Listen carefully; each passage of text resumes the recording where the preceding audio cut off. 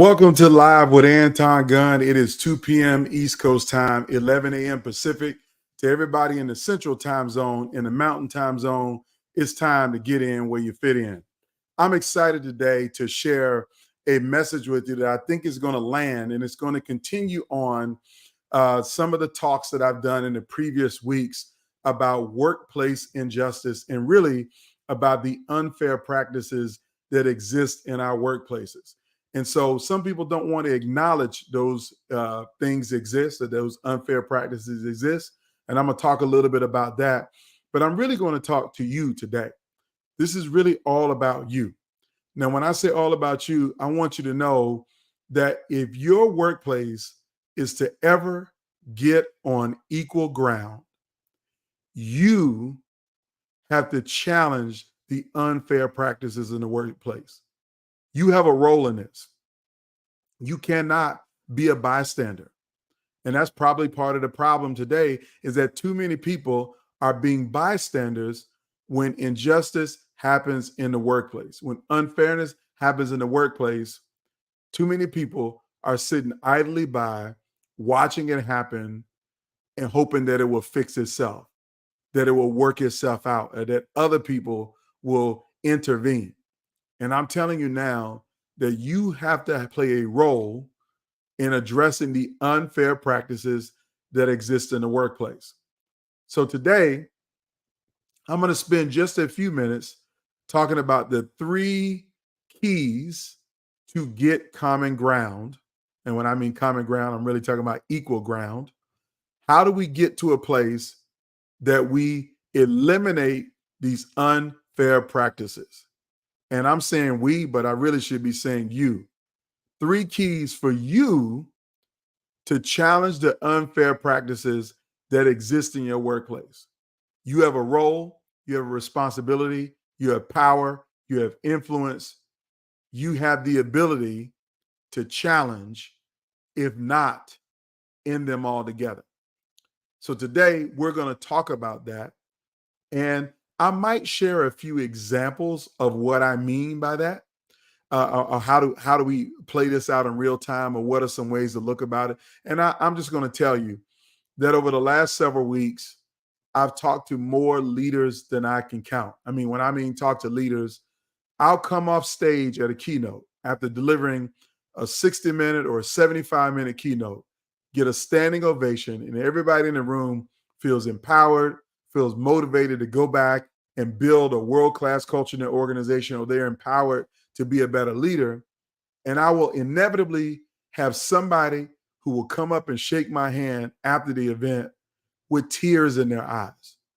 Or sometimes they will pull me to the side and they will tell me, Anton, you gave a great speech.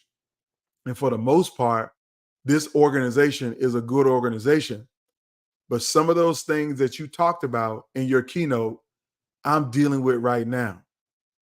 That I have a toxic boss, or that I'm on a team that is rampant with microaggressions and inconsistencies, that I know that I'm not being paid what I'm worth, that I know that I'm not getting what my peer who's sitting beside me is getting.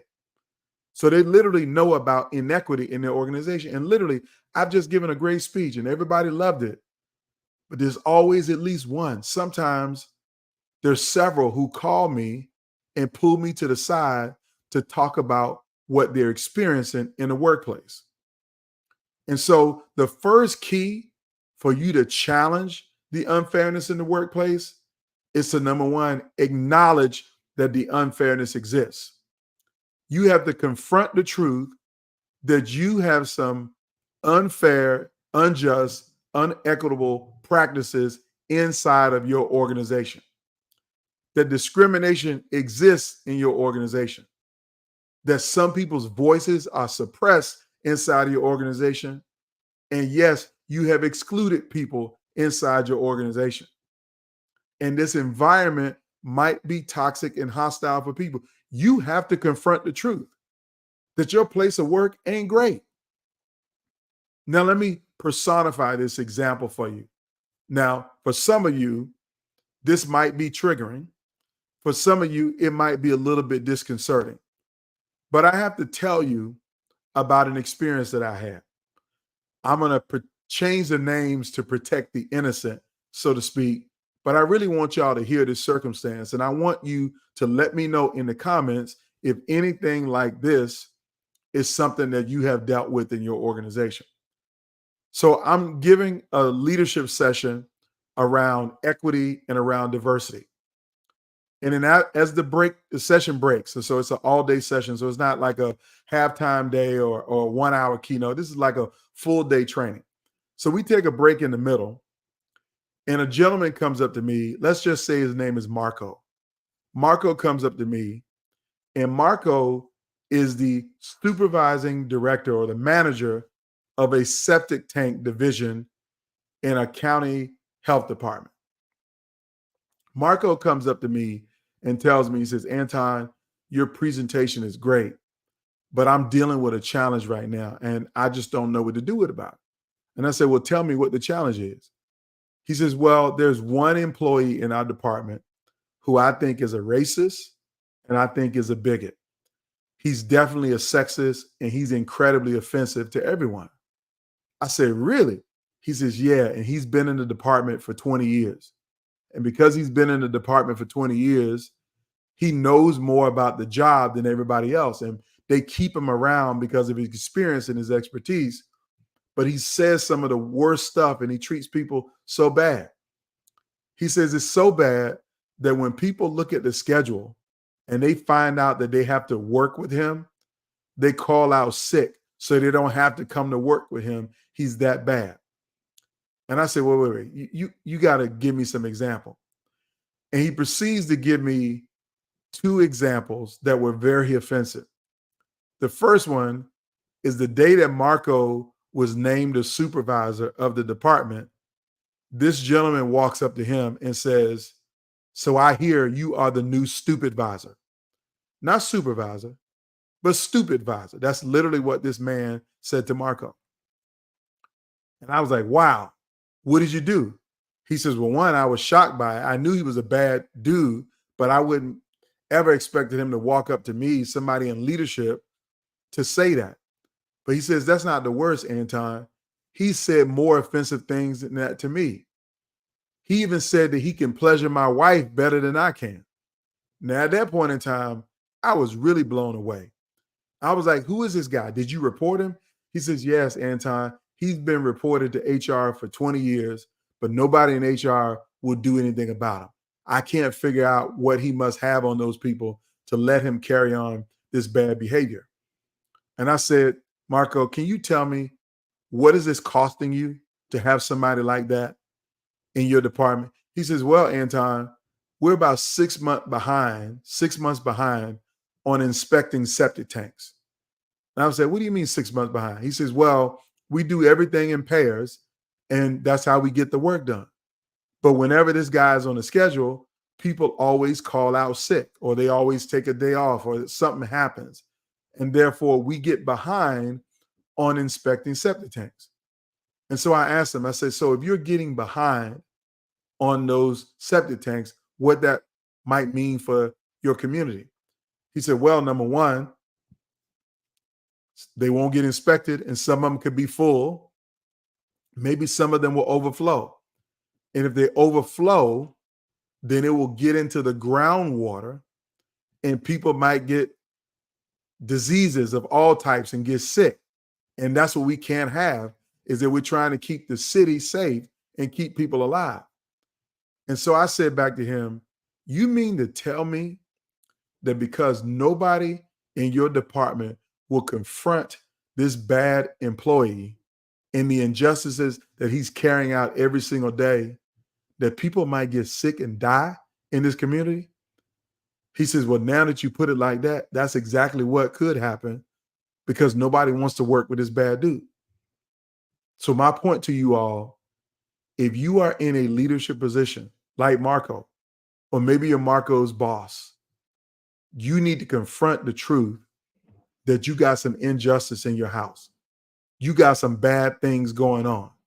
And if you refuse to address the bad things that are going on inside of your organization, then you can't do anything about those unfair practices. But it's up to you to challenge it. That's key number one. You have to confront the truth that these things are real and they're happening in your organization. I don't care how many best place to work awards you win or how many magazines and newspapers your team gets written up in as the best place to work. It might be the best place to work in 5 other departments, but in this department that Marco's the supervisor in, it is not the best place to work for everybody. And the faster you acknowledge that, the faster you are clear and consistent about the truth around that, the more you can objectively challenge those unfair practices. So that's key number one.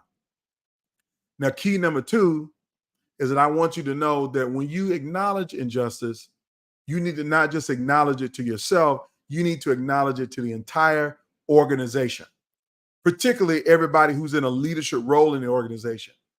And you need to give them the power to redefine what a great culture looks like.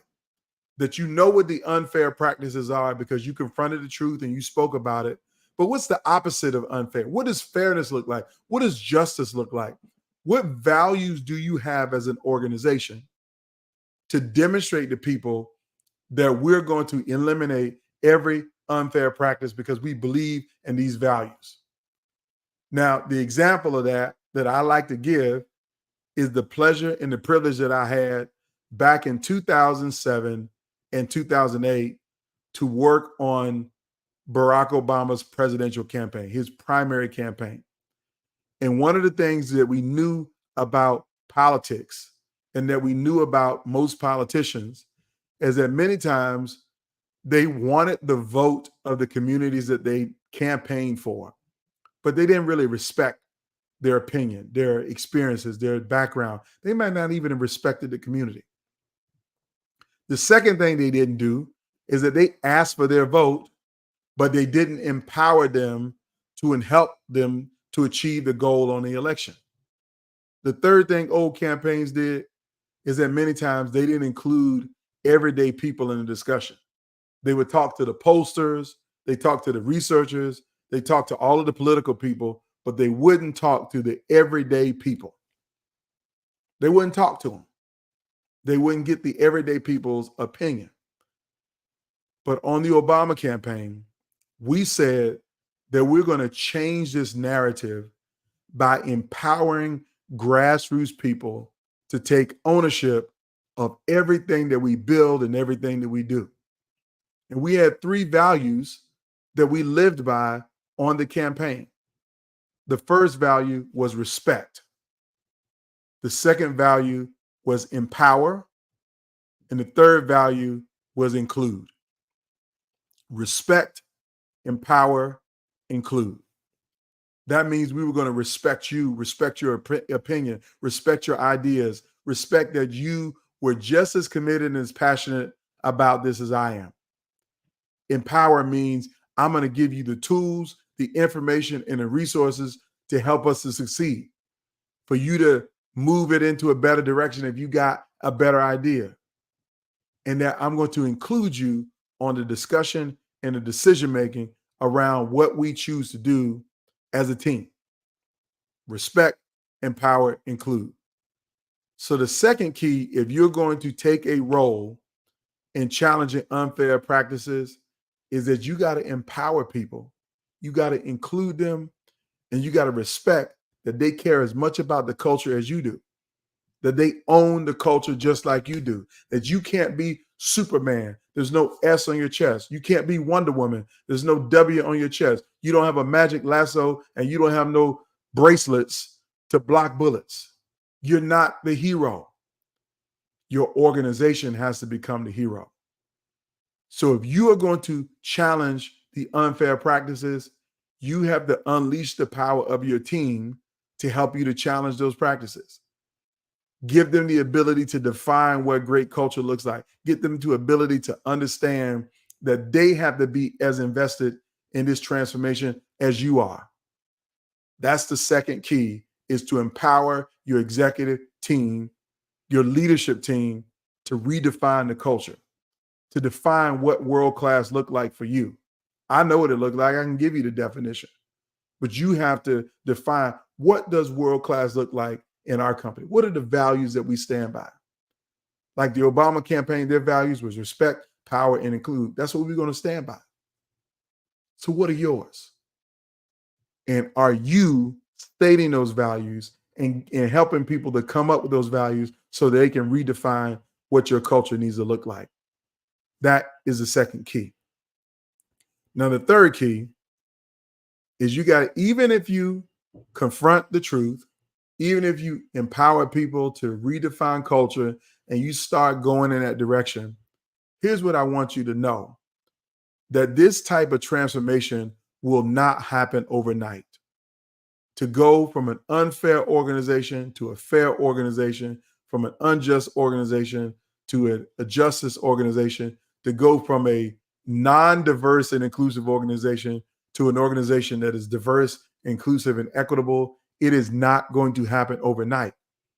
It is going to take time. This is a journey. I've worked with a client in the past. I won't name the company. I don't want to put them on blast, but they're doing great work. But I can tell you that it was a 10-year period that they took on a journey to become a more diverse and inclusive organization. That 10 years ago, they were slapped with a lawsuit about how they were treating African Americans and women in management roles. And they were literally getting sued. And they went from being sued to, over 10 years later, being in a position where they were rated by everybody as one of the most diverse and inclusive organizations ever, because they empowered their executives to redefine their culture. So it is possible, but I want you to know that it's not going to happen overnight. And so you have to understand that there's going to be challenge in this journey towards justice. There's going to be challenge, and you got to be okay with it going to be a challenge for you. So to deal with those challenges, let me give you a few things that you have to do if you're going to continue to challenge injustice and create a just culture, if you're going to overcome the challenges that you face. Number one, you have to implement some training for you and your team.